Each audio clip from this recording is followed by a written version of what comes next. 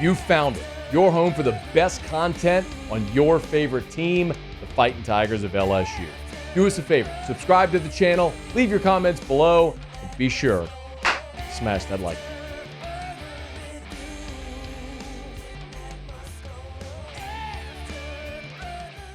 A lot of people come down hard on LSU's offense in loss Sunday night, and a lot of it's warranted, and we're going to get into plenty of that actually here in this hour, whether it's red zone, whether it's the rhythm, the running game.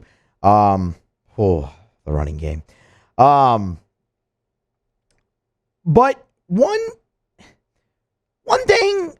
aspect of the offense that's caused a little bit more, for a lack of a better term, controversy than I thought it would be the play of Garrett Nussmeier.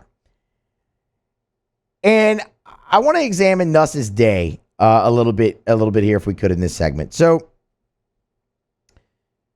Nuss comes out in that first half, and he's incredible. The thing that stood out so much in that first half was the decisiveness from Garrett Nussmeier. And it never looked too big for him. He went through his reads very well. You saw a lot of checkdowns, whether it was to the running backs or to Mason Taylor, and loved that. Like, the idea of Mason Taylor just living kind of as the check down for Garrett Nussmeier is something to get excited about. And he looked in complete control. That was the story of the first half. When you got to halftime report on the broadcast or anything like that, was the two quarterbacks, Miller Moss, Garrett Nussmeier. And that's ultimately where kind of the division comes in with Nuss, I think, in this game. And it has to do a little bit with Brian Kelly in saying that Miller Moss outplayed his quarterback, and we'll get to that. But overall thoughts from Brian Kelly on Garrett Nussmeier. Here's what he had to say after the game on his quarterback in start number 2. I mean, I think Garrett did some really good things. I think there's probably a couple that he would like back, like any first game, really, against a good opponent. I mean, I think he did enough for us to win the football game. But, when we needed a couple of plays, I think there's a couple of things he'd like to do better. But he's going to be really good for us, and he'll get better from today. The part I like about that is he says, like any first game. And that's the thing we have to remember with Garrett Nussmeier. It's still start number 2. And overall, it was really good. 29-38, 304, 2 touchdowns and the interception, but the interception was inconsequential. The game was over.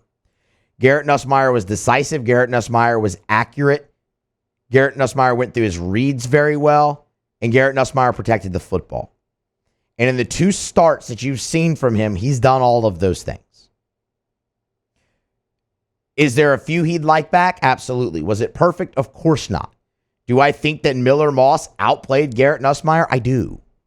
But it's not any fault of Garrett Nussmeier. Miller Moss just made some really, really good plays when he had to have them.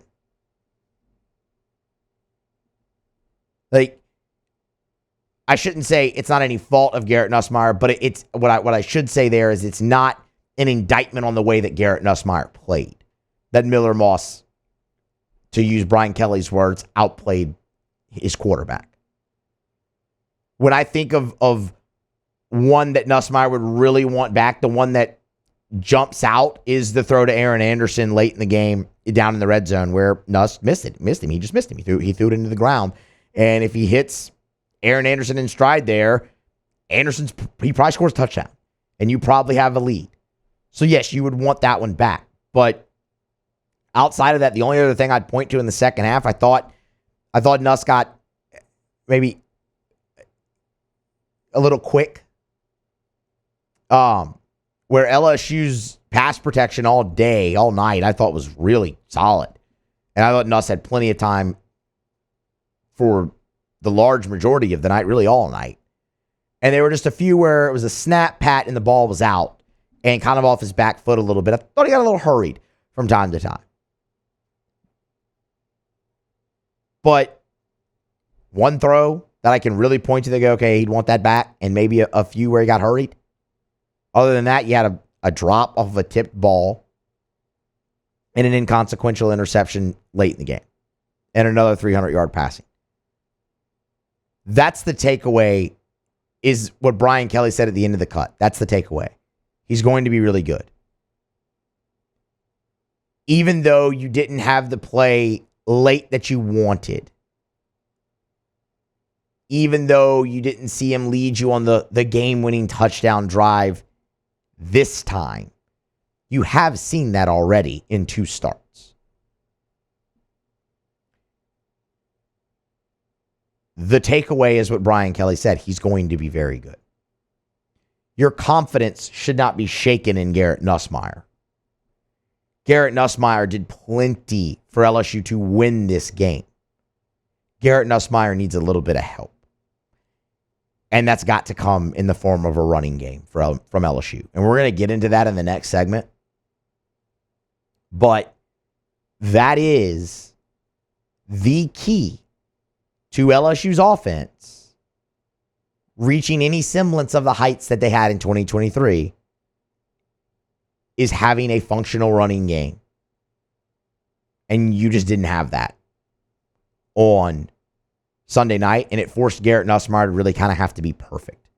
And when you do that, that's when you're looking at him having a few throws that maybe he'd want back. Or maybe getting a little hurried because he feels like he has to make the play. But overall, I thought Garrett Nussmeier played really well against USC in the opener. And there's just a few plays left out on the field on both sides of the ball for LSU, really. That's the difference between winning and losing in a one-possession game. This is an interesting conversation that I'm glad Joseph Lee just brought up in the Bayou 4 YouTube chat. It says Nuss will come back next season. I'm not so sure of that. I'm really not. This is one game. He continues to improve. It continues on this ascent, like this track.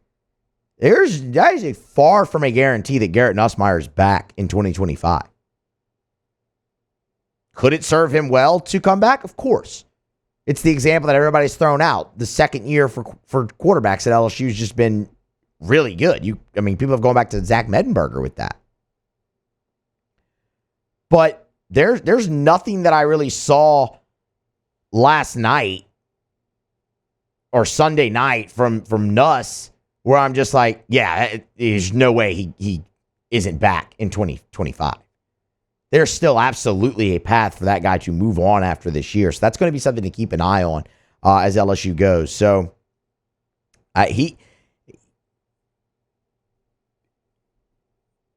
in 2 starts, you've seen a game-winning drive and 2 300-plus yard games, and he's protected the ball.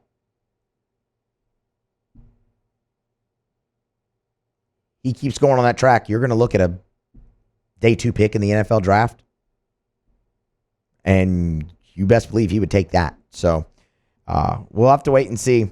He'll get plenty of opportunities to right some of those wrongs at the end of this game throughout. LSU's got a pretty tough road ahead. We'll get to that when we talk about what's next a little bit later on in the show for LSU. So Garrett Nussmeier, there's kind of my thoughts. Thought overall very good, and I have more confidence going forward, because that is my thing with Nuss. Is it's like, okay, just continue to make the play that doesn't lose you the game. And he didn't make that play. Like Nuss did not make a play that lost you the game against USC. The problem is, this time out, he didn't make the play that won you the game either. But that's okay. That's not going to happen every single time. So that's why when you look at it,